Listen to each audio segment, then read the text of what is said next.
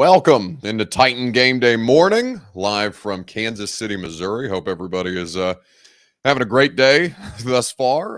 Probably not if you're a Vols fan, probably licking your wounds a little bit and trying to brace yourself for whatever today's Titans game might entail. Obviously, today we're going to go over the three keys to success for the Titans be able to pull off what looks more and more like it's trending towards a miracle. We will see how this thing continues to develop over the course of the next couple of hours this morning. We will talk about the three keys to success. We'll get yours, and then we'll do a best bet and get you on your way for this Titans game day. Sunday Night Football, always a great time, no matter what the results might be. Before we get started, need you guys to share this show on Facebook, YouTube, Twitter, Twitch, wherever you're hanging out with us. If you are on Twitter, please retweet the show. That's in the bottom right-hand corner of your screen. If you are on Facebook Live, you can share now to public. That is in the bottom left-hand corner of your screen.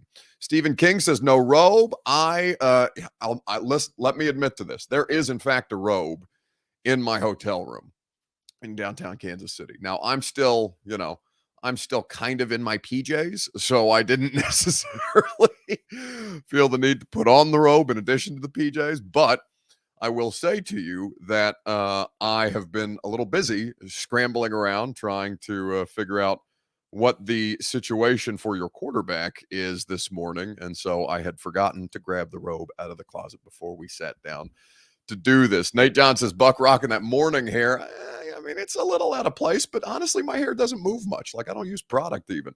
Like, this is just kind of how it stays. I don't think I look that disoriented other than I just told you that I'm still in my pajamas. Either way, got a lot of stuff to talk about. So share now to public. If you're on YouTube or Twitch, like the video, if you would be kind enough, we'll go ahead and get this thing started. Welcome into Titan Game Day morning, live from Kansas City. I'm your host, Buck Rising, and I'm proud, as always, to be presented to you by Two Rivers Ford. That's where you go for 2023 model year Ford. The best car buying experience is ahead of you at Two Rivers Ford in Mount Juliet or online at tworiversford.com. The Ashton Real Estate Group of RE/MAX Advantage, GaryAshton.com, is where you go for your dream address without the stress. The Ashton team will put you in a position to succeed at GaryAshton.com. And Superbook Sports, where you go to get in on the action. Football, baseball, no more baseball, right? Baseball World Series officially over as of last night. Congratulations to the Houston Astros. And we will continue to keep an eye on this thing as stuff progresses today. So here's the thing, all right? Because about 3 minutes before I popped on here, I've been trying to track down Ryan Tannehill's status. Now, he is still officially listed as questionable on the Titans injury report. But I will tell you that he is trending towards doubtful today. And that's according to multiple people that I've talked to around the situation. Apparently, he's really been struggling with the ankle sprain. Adam Schefter made mention for the first time that I've seen anybody mention it, that he may have a possible high ankle sprain, which of course is much more significant for those of you who are Vols fans. Cedric Tillman just went through this. If you're an Alabama fan, you know Tua a couple of years ago, I think twice, had a situation with a high ankle sprain. Baker Mayfield, Sam Darnold, two of the three Panthers quarterbacks, and Mac Jones have all had high ankle sprains thus far. Now, we don't have confirmation that there is a high ankle sprain for Ryan Tannehill. All we do know is that it's been a legitimate bother to him, and that his status very much in question, not trending in the right direction today. So as we go through the three keys to success, keep that in mind. And certainly that'll be a part of the conversation that we have today, still not knowing officially who is going to start for them at quarterback between, would it be Willis? Would it be Woodside? I think it's a legitimate toss-up at this point, and we'll continue to monitor the situation. But let's start with your one key to success for the Titans to be able to win today. Let me know in the comments on Facebook, YouTube, Twitter, Twitch, and give me your one key to success. You guys know that I have three prepared for you, and we'll do that momentarily right after I tell you that Two Rivers Ford is the place that you go for the best car buying experience. humanly possible. Two Rivers Ford has 2023 model year Fords available right now at the dealership, and they always go above and beyond to make sure that you enjoy the car buying experience. The car buying experience is not enjoyable when you go to several other places, but that's why Two Rivers Ford always goes above and beyond to make sure that the customer service literally is award-winning. Two Rivers Ford in Mount Juliet or online at tworiversford.com. So my first key to success is Derrick Henry. Like, Derrick Henry is going to be, well, honestly, even more so than Derrick, that defense is going to need to step up in meaningful ways. But today, with Ryan Tannehill very much in question, with the information that I've just told you and information that you've heard from Ian Rappaport and Adam Schefter today, so far this morning, it does seem like it might be a bit of a stretch. Thanks, Giardi. The status of Ryan Tannehill, the Tennessee Titans starting quarterback, is very firmly up in the air heading into tonight's huge game against the Kansas City Chiefs. Still dealing with that ankle injury, was very, very limited in practice this week. Malik Willis sounds like he got most of the reps. Tannehill did travel. He's doing everything he can to play, likely to take it up to game time. My understanding, though, guys, is there's not a lot of optimism right now for Tannehill, so very real chance we see Willis again. Meanwhile, the top free agent out there, Odell Beckham Jr., likely to be healthy about early December, was mid-November, now probably early December as he looks to sign with the team, not just now, but for the future. My understanding, along with colleague Mike Garafolo, is the Dallas Cowboys have Odell Beckham Jr. in their sights. They are among the teams that has checked in on his health. They try to trade for a speedy receiver right up to the trade deadline. Perhaps they end the season landing Odell.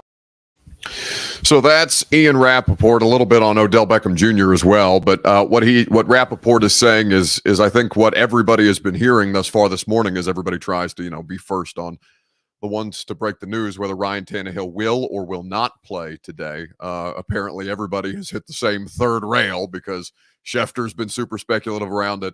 Rappaport's been super speculative around it.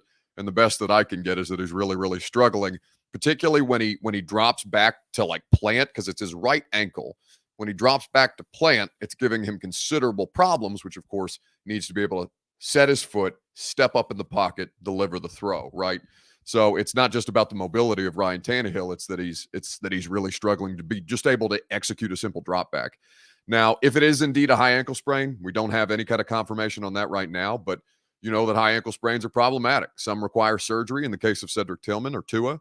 Some can do without.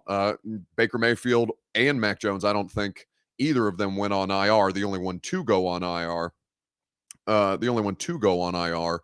is Sam Darnold, because he experienced that in the preseason. He was obviously a backup quarterback. So first key to success is for them to be able to manage the situation at quarterback. No turnovers. He cannot go out there. If it's Malik, if it ends up being either of them, they cannot turn the ball over. They have to manage, and there has to be simply better execution in the passing game, because Malik Willis, first start, I'm totally respectful of that, and I'm not making any grand indictments about this dude based on the one outing, but he's not an NFL quarterback presently, and unable to execute the most simple of the mechanics of it, right? Where you have Chig wide open, where you have Nick Westbrook-Akina wide open, where you throw it behind Cody Hollister and it turns into an interception, right? All of these are timing and mechanically driven. And whether he's seeing things correctly on the field is only something that he can answer, right? Like, only Malik Willis can tell you why he didn't throw it to Nick Westbrook-Akina on an open crossing pattern, or why he wasn't able to see Chig earlier when that was basically the only route concept that they had. So no turnovers is going to be a critical key to success for the Titans today. Let us get to the second. Well, let's read a few more of yours before we get to second and third on this Titan Game Day morning, live from Kansas City. That's right. Let's see. Odell playing for us? Question mark, says Young Mills. Oh, that's right. We didn't get involved. SMH. Well, I mean, technically, he's just now starting to get around the timeline for his health to be right. But I don't, who gives a shit about Odell Beckham Jr. today? You got to worry about your quarterback first and foremost. It doesn't matter if you have Odell Beckham Jr. if he just swings and misses out there on a regular basis. or with the quarterback who can't hit him. Let's see. Building a new stadium without any premier players is like having a Rolls Royce with a Kia engine in. 90% of these players are not going to be on the roster in 2026. Who cares about who's playing in the new stadium? Like, even if they're using, like, that's got nothing to do with the conversation that we're having today, guys. Come on, stay focused. I think that the rest of this, as you continue to watch things play out, there's gonna, it's gonna necessitate a higher level of execution on all sides, and I do think that there's a lot of these things that have to be considered, which is what we're going to get into with the second and third key to success. Right after I remind you that the Ashton Real Estate Group of RE/MAX Advantage, that's your place to go for your dream address without the stress, and to sell your home for more, go to GaryAshton.com. They have the intel edge you need to succeed, and they will go above and beyond to make sure you get exactly what it is that you're looking for. The intel edge helps you sell your home without any showings or staging, helps you find your next home while you sell your current one in this red-hot Nashville real estate market, and for you to win the buyer battle and cash in on your home equity now. Go to GaryAshton.com. So, second and third key to success. It needs to be a team-wide approach, which was something that Mike Vrabel very, very much wanted to emphasize when he spoke to the media on Friday, for many of you who have seen this clip. Mike, with what Ryan's been able to do the last 3 days, are you looking at a game time decision? Yeah, I think so. We'll keep you updated. He was limited today. That's what the injury report will reflect here in a little bit.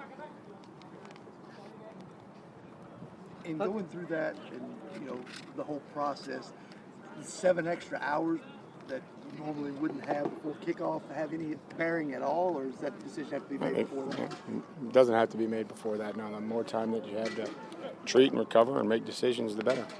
Is it reasonable to expect more from Malik if he winds up being the guy? I don't know what that means. We're just going to try to find a way to win the game. Means hitting open receivers, things like that in the past. Yep, trying to improve, just like everybody else. You can continue to put it on one guy. I'm going to put it on the entire team. It's my job to make sure, don't interrupt me, it's my job to make sure that we improve each week, and Malik and Ben and Derek and Kevin and Jeff are all part of that. Don't interrupt me. He was not having it. Mike, anytime you get Mike going on injuries, it's impossible to get him going on injuries, but anytime you start to go down that path, that you have a limited amount of time before you need to bail. John Pomfret says, was that PK asking that question? Yes, it was. But yeah, Mike hit him with don't interrupt me. And then went out there and shut it down. So that's the situation. That's the second key to success. Basically, lift all tides, right? It has to be Derek. It has to be the defense, because the Chiefs are a well-rounded football team. They're probably a better quality opponent than even the Bills. And Andy Reid's record off of a bye is in 23 seasons as an NFL head coach, he's 20-3.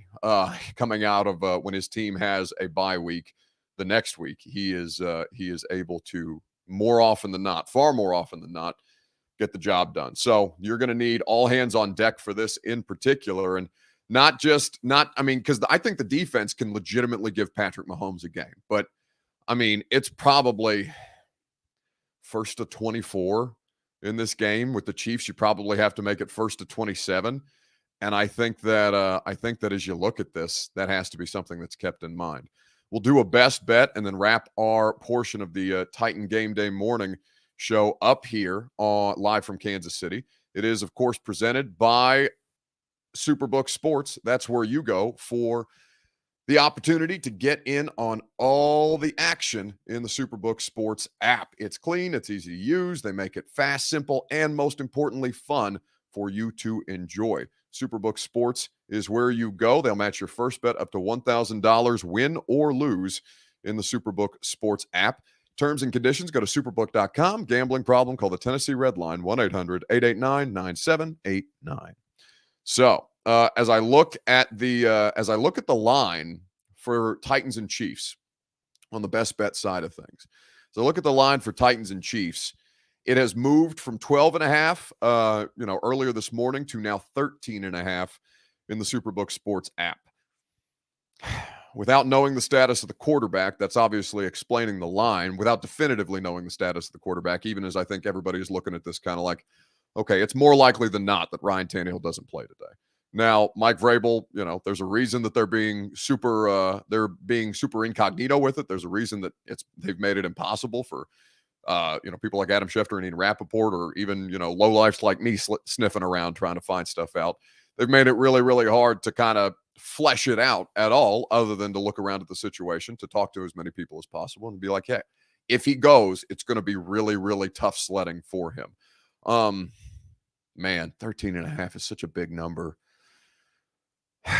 With that Titans defense, I think they can cover 13.5. I would get it now at 13.5 as opposed to later, because it may move more if Malik Willis ends up starting at quarterback. I don't think it would move much more.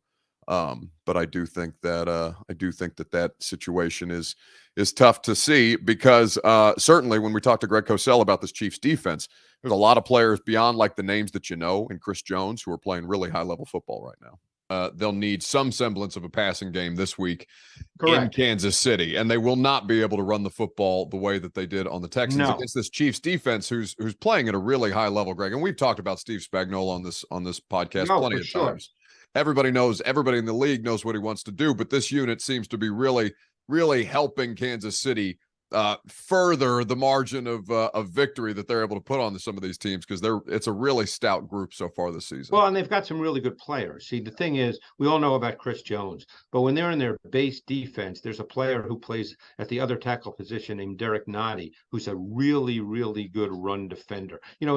He's very much like the Grover Stewart in Indianapolis. Players you don't hear about, but they're really good at what they do. And when you play Tennessee, obviously you tend to play more in your base defense than your sub nickel or sub dime. So Derek Noddy is going to be on the field, and he's a really good run defender playing next to Chris Jones. And Nick Bolton, coming out of Missouri, you're familiar, I'm sure, being in the SEC, being in SEC country, he's become a really, really good football player. Yeah. So, this is not an easy defense to play against and to run against. The passing game is going to have to be a factor one way or the other. Now, that doesn't mean, assuming it's Tannehill, and we certainly hope it is, but assuming that it is, that doesn't mean he has to go 25 for 35 for 450. But they would not be able to win this game, in my view, based on the opponent, if Tannehill is 13 for 20 for 110 yards. Right. I don't think that would get it done in this game. No. About this Chiefs defense. Hassan Hancock says 28-21 Titans. You've heard it here first. Well, listen, Hassan, I mean, like, I've seen them do spectacular things. I've seen them do miraculous things. But they haven't scored 28 points all year. So, listen, if you were to do it, now would be the time. If they do it without Tannehill, holy hell, like, they would deserve. Mike should win Coach of the Year right out the gate, and Malik Willis should be celebrated, even if he does nothing. Basically, again, for the second straight week, if it ends up being him. But here's the thing that I'm going to tell you: like, if Tannehill can't go today, I don't want to see a bunch of shit out here like, oh, he's quitting on the team, oh, he's not tough enough. This dude he's literally been more dependable on a week by week basis than Steve McNair. And it just so happens that he broke the streak for McNair and then missed, one start, theoretically. Hypothetically, two. Again, he is not officially ruled out. They have not officially ruled him out. We've got several more hours before that's even a consideration. I don't think that the what's the word? I don't think that the injury report doesn't have to come out until like 5 tonight, 5 p.m. So we're going to have a lot more sitting and twiddling our thumbs, and we'll see what they end up doing, but it's definitely not trending in the right direction. Okay. Game Time DJ says, you're not the Titans, so shut the F up. You don't know what the Titans can do or what they will do. Well, I do know what they can do. I've covered every game of Mike Vrabel's head coaching career. I've covered every game of Ryan Tannehill's career with the Titans. I've covered every Derrick Henry game. So yeah, I've seen just about everything that they've ever done, and at least in this span, right? But what they will do? No, they're impossible to figure out. That's absolutely so. But if you're telling me that they're going to go on the road potentially without their starting quarterback and score more points than they have all season with an offense that is pretty one-dimensional right now. Yeah, I'm going to say that's I'm going to say that's a pretty big stretch. But like that's why they play the games. That's why these things are fun. And we'll see how this continues to progress. Okay, I got to do Titans radio pregame here in a couple hours. In fact, I'm going to do it from Arrowhead. So I'm going to jump in the shower. I'm going to iron my suit. I'm going to get ready to go, and I'm going to figure out. I'm going to go out and figure out who the hell is playing quarterback at about 5 p.m. today officially, and we'll roll the dice on this thing and see how it goes. Enjoy the game. We'll see. Like I said, we have no idea what the outcome of this is going to be. 13.5 is a big, 12.5 is a big line for the Titans and a big number in the NFL. I think that's the second time this season that they've been double-digit underdogs. I believe they were 10-point underdogs at Buffalo. So we will continue to see how these things go, and perhaps they will surprise you. Perhaps they'll surprise me. Either way, no primetime tonight. Remember, no primetime tonight because it's a night game, and we don't do primetime in the middle of Titans games because I'm working. Not that this doesn't work, but the game supersedes the primetime show, and we'll talk about it. I'm going to fly home early Monday morning. We'll have 3 hours of radio to break it down on 104.5 The Zone, and then we'll come back on Monday night and do the primetime show. Have a great rest of your afternoon into this evening, and I'll see you at Arrowhead tonight.